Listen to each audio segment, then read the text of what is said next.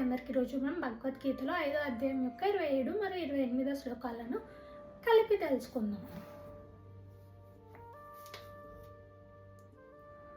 స్పర్శాన్ కృత్వా బహిర్బహమ్యశ్చ కుశ్చైవాంతరే భ్రువోః ప్రాణపానౌ సమౌ కృత్వా నసభ్యంతరచారిణౌ యతేంద్రియ మనోబుద్ధిర్మునిర్మోక్షపారయణః విగతేచ్ఛ భయ క్రోధో యస్ సదా ముక్త ఏవ స.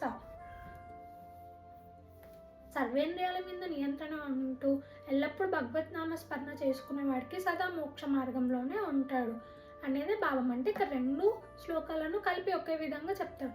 సర్వేంద్రియాల నియంత్రణ కొరకే అష్టాంగ యోగా కూడా ఉన్నది. అంటే ఆసనాలు, ప్రాణాయామాలు అని చాలా యోగాలు ఉంటాయి కదా. అలా యోగా అనేది 8 విధాలుగా విభజించబడి అష్టాంగ యోగాగా చెప్పబడుతుంది.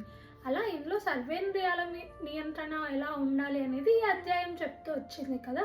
అలా అష్టాంగ యోగాలో ఒక యోగా అనేది ఈ అధ్యాయంలో వివరంగా చెప్పాడు కృష్ణుడు అనేది. తదుపరి అధ్యాయంలో ధ్యాన యోగ గురించి చెప్తారు. అందుకొరకు ఛానల్ని లైక్ చేయడం, సబ్స్క్రైబ్ చేసుకోండి. మనం సర్వేంద్రియాలను నియంత్రణతో ఉంటూ భగవద్నామ స్మరణ చేసుకుంటూ తదుపరి శ్లోకంలో కలుసుకుందాం. హరే కృష్ణ.